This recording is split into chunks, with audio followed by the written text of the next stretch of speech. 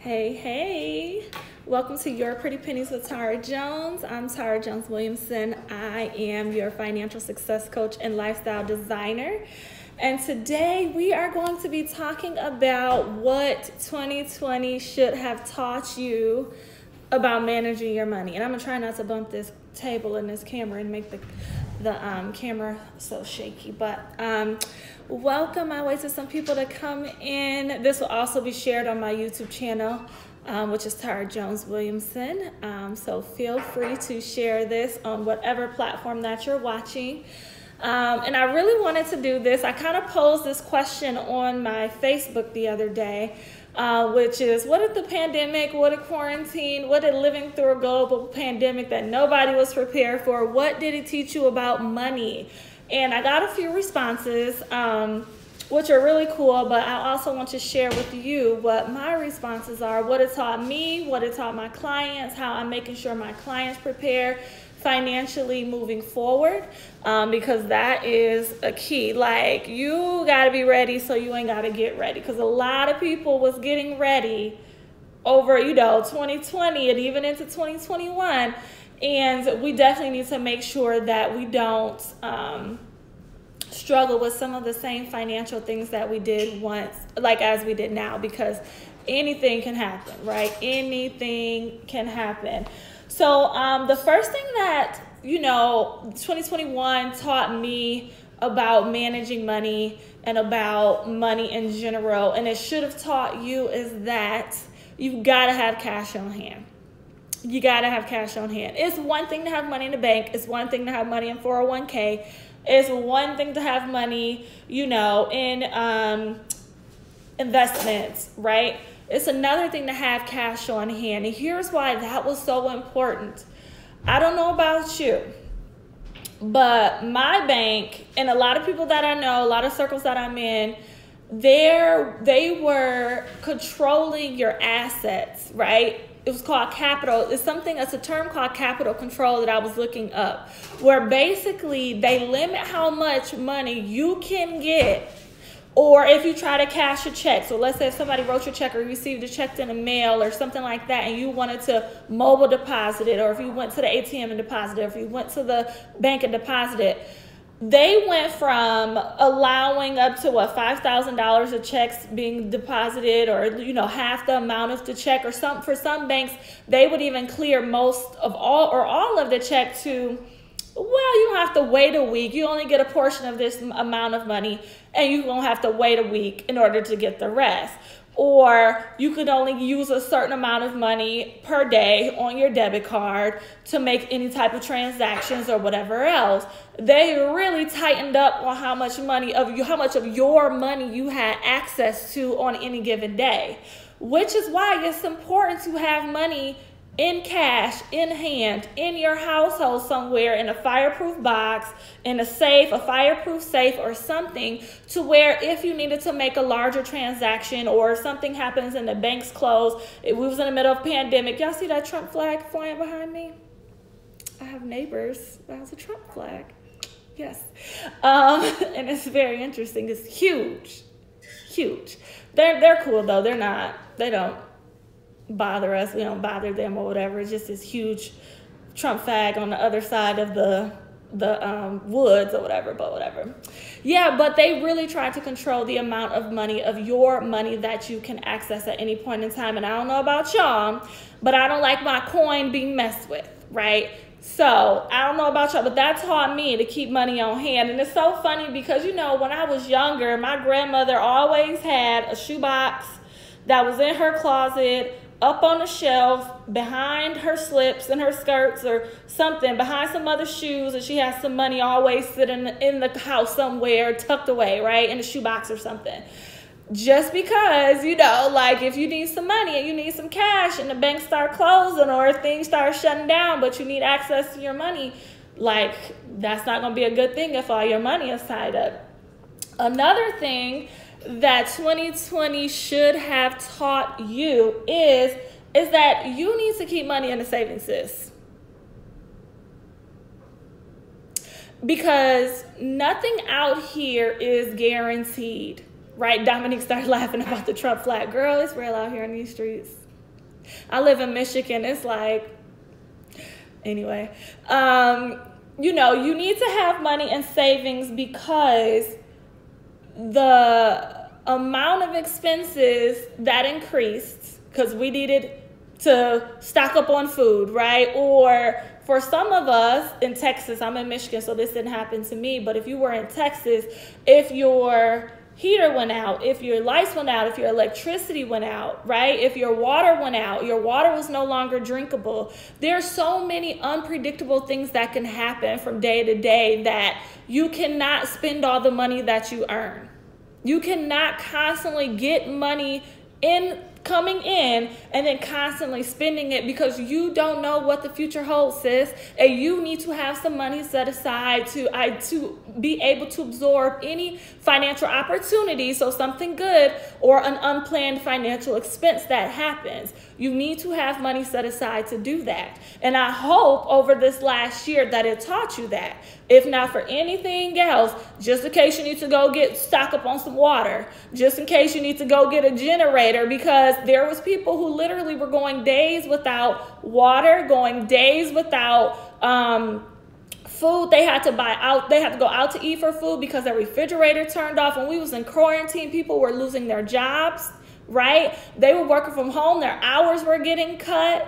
All types of things, right? We had to stock up on food because they didn't want, people coming in and out of the grocery store very often. Some grocery stores completely shut down. And so whatever food you had on hand, you just had on hand, whatever the case is, right? You need to make sure you got money on hand because nothing is predictable out here. All right. The next thing, keep food in your refrigerator, your deep freezer, water closets. Now it's funny when we talk about being prepared for the worst, them people in the South, they got that down pat because y'all, whoever live up in the South, y'all used to hurricanes, y'all used to floods, y'all used to all types of stuff to where y'all are able to like bunker down and just sit tight for a few days to a couple of weeks and y'all are just fine. Y'all are prepared for that. Y'all mentally prepared for that. Here up in the North, when tissues start going out of stock and food start going out of stock and didn't nobody have any water saved up and we didn't know what was going on at the beginning of the pandemic, it was crazy because up here, we don't really have power outages like that last for days at a time. We don't have hurricanes and natural disasters that require us to sit up in the house, right? In some parts of the world and of the country, we don't have those issues to where we can't get out and move and shake and go to a grocery store real quick and get whatever we need. We don't have cleared shelves, right? And so when the pandemic hit, and we started seeing them shelves cleared and we didn't have enough tissue to last. And we didn't know when the next time some more was going to come in. Oh, it got real. It got real, right? Hey, Paige. Hey, sis. So, that's another thing that 2020, the issues with the polar vortex down south and also the coronavirus should have taught us is that we got to stay ready so we ain't got to get ready. Right? So if you grabbing toilet tissue, just grab one more pack. If you already grabbing some chicken from the store, just throw an extra pack of chicken in your freezer, right? If you already buying shampoo, just get another pack just in case you ain't going to be able to move and shake, right? And there's nothing wrong with getting a couple of cases of water and just leaving up in the house just in case you don't have access to fresh water, right? If we didn't know anything else, we've seen over the last 12 months that nothing is for certain, right? So let's be mindful about that. The other thing that I want to talk about on what 2020 should have taught you about money is that your job, your career, your business, your clients, your investments, anything that's tied to your name that generates income for you is not guaranteed. There's some things that are called global pandemics that we've experienced that can make your money funny, that can make your job funny, That could make the economy funny. That could make the stock market funny and cause you to lose money either from one area or another. And so in order to make sure that this does not affect you for very long, we gotta have not only an emergency fund or short-term savings, a long-term savings goal of 3 to 6 months worth of living expenses in that savings account and left there. This should be separate from any little financial issues or unplanned expenses or something like that. We got a little emergency fund, a little pool of money over here to where we can manage money and manage throughout the month for something that comes up unexpectedly. No, your 3 to 6 months of living expenses should be in a whole separate account, preferably a money market account or something that's making some more money on your money, right? To where you don't even touch that, because that's for if like I said, somebody, bless you, Taryn, if somebody loses their job or if an income stream dries up, you can be able to pay your bills and float yourself for 3 to 6 months until you get something else going or until things level out in the stock market or you get another job or your hours come back at work or whatever have you, right? Or if you are a business owner and your clients got a little funny, things kind of got a little thin. Thank the Lord that once the pandemic hit, my client load actually went up, and the amount of people who were buying programs and courses and things like that from me, because they realized, listen, I need help. I need help. My money is funny and I need to get through this. And so they booked with me, they coached with me, and they were able to thrive through the pandemic. And that's exactly what I want for you, which is why I'm talking to you about this, right? Another thing, have several streams of income. You cannot rely on just one source of income in your business. I don't rely on just coaching. I don't rely on just public speaking. I do not rely on just online sales of my courses and my workbook and things like that in the YPP store, right? Go to yourprettypennies.com to learn more about the financial tools that I offer. I don't just rely on that. I have other sources of income. I have investment income. I have a second business, which is an online vintage boutique that I'm running through a couple of different platforms. I have several different streams of income, right? I have affiliate marketing. The list goes on of how many streams of income I have in my business. But let's say if you are a business owner or you're a side hustler, but you also work a 9 to 5, you cannot just rely on your 9 to 5. And I know you hear everybody talking about this far and wide, but when that pandemic hit and things started to get a little bit dry when it comes to income streams, we've seen, well, at least I did start to see who was starting to struggle and who wasn't because of how many streams that they had coming in, income that they had coming in, to where even if all of them were affected, it was still enough money for them to still be at ease, at peace when it came to getting, through the pandemic, because we didn't know how long it was going to be till the economy bounced back, till things started to open back up, to whether we can go in person. And, a lot of these businesses rely on in-person interaction, right? I know for my public speaking part of my business relied heavily on in-person speaking. Now I'm able to get virtual clients and I'm doing virtual workshops, especially nonprofits and things like that. But for me, the bulk of my business for a couple of years, did come from public speaking. And so when them contracts dried up, I had made myself available to clients and, hey girl, hey LaQuisha.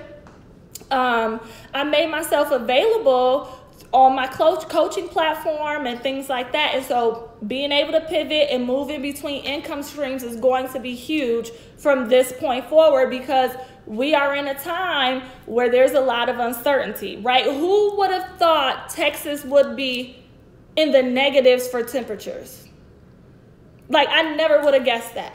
I never would have guessed I would have lived through a global pandemic. And here we are. And so the next time there's a moment of uncertainty, you don't want to be caught slipping, right? Stay ready so you ain't got to get ready, right? The next thing that I want to talk about is having a home-based business, right? And this means even if your goal is not to be a full-time home-based business individual to where you're working from home or you're gaining clients or you're working in your local area, having an LLC in your name that is deemed a home-based business, that you do get some type of residual income, active or passive, or residual income from, is going to be key moving forward. Not only because that's another stream of income that's very lucrative potentially, and that you can do if you are housebound, right? A lot of us have been quarantined in our homes, and those with home-based businesses that didn't require us to open up our doors, we thrived online, right? Because I can still run my business through the computer, through my phone, through all these other things. I didn't have to necessarily shut down completely because there's a large component of my business that's online, right? But not only that, girl, the tax breaks. Let's talk about the tax advantages of being able to write off tons of stuff, including a part of your cell phone bill, a part of your rent, a part of your utility bills, right? A part of your internet that you already pay, like all these different things. And not to mention anything that you buy for your business is a tax write-off, right? If you own a car and you're using your car for business, if you're using gas, all these things, girl, there's advantages to this. There's levels to this financial level up, sis, right? And so those are the things that I just wanted to share with you, is that don't get caught slipping next time. We are living in an age of uncertainty. There are so many different people who are prophesying and basically saying and predicting that there's more weird stuff to come in the future. And people were talking about the pandemic and the stuff in Texas, and I wouldn't have believed them because I'm not a conspiracy theorist type. Like, I'm like, y'all crazy. Y'all need to go sit down somewhere, go take a nap. And here we are. I lived through a whole global pandemic that's still going on. That's crazy, right? And thank God for these financial skills that are already have in place, and these financial things that are already due, and also resourceful times that I already do, that I didn't really struggle. It's funny because my husband said, thank God I live and I married a woman who's a planner, because I constantly have more than what I need on hand in my home, just because, you know, we have a big family, and my husband and my parents are getting older. So whenever I shop, I think about them, right? And I have siblings. So for me, I've always been the type that's like, okay, well, let me get a little bit more than what I need, just in case I come across somebody who's in need and I can share it with them. So therefore, we didn't run out of tissue ever. We didn't run out of toilet paper. We ain't run out of no paper towels. We didn't run out of food. I stayed ready. Stay ready. Like, y'all wanted to eat, y'all could have came over and sat down, got a bottle of water, got some chicken nuggets for the kids, because I stay with chicken nuggets and fries up in that freezer, because the way my kids are set up and their appetite is set up, listen, you got to keep something on deck for them to throw up in that air fryer to eat. So just be mindful that as we live in the times of uncertainty, just think ahead, plan ahead, get your coins together. And if you need help with that, inbox me or go to the link in my bio or head over to yourprettypennies.com. I have the Financial Reset Online Academy. I also am opening up the Financial Freedom Reset, the Financial Freedom Fast Track program, which is where I walk with 5 women for over the course of 4 weeks and help them pay off massive amounts of debt in 2 years or less. If you are interested in that, you can click the link in my bio as well. And also head over to the YPP store, which is in the link in the bio, or you can go to yourprettypennies.com, where you can get your financial tools such as the Ultimate Financial Planner, and also some online tools like the Budget Mastery binder that will help you manage your money on a monthly basis, all right? Thank you so much. Leave me a comment. Let me know how this has helped you and what you are going to do to make sure that you didn't go through 2020 in vain, and even parts of 2021 with this whole freezing over of Texas. And that really hurt my heart to see all them people like that, to where I started raising funds and even donated quite a bit of my own money to women in the YPP community and outside the YPP community, because I could not imagine having my children cold up in a house. Like, my heart just went out to all the women who were in parts of the country where it was just like frozen. But thank you, sis. Someone said I look amazing. My girl Quaisha. Yeah, Quaisha put in the comments, she said uncertainty and abundance at the same time. That's the thing.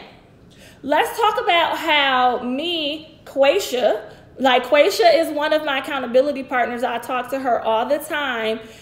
Even though there were moments of uncertainty through this whole last year and even into this year, she and our business exploded. Our businesses exploded.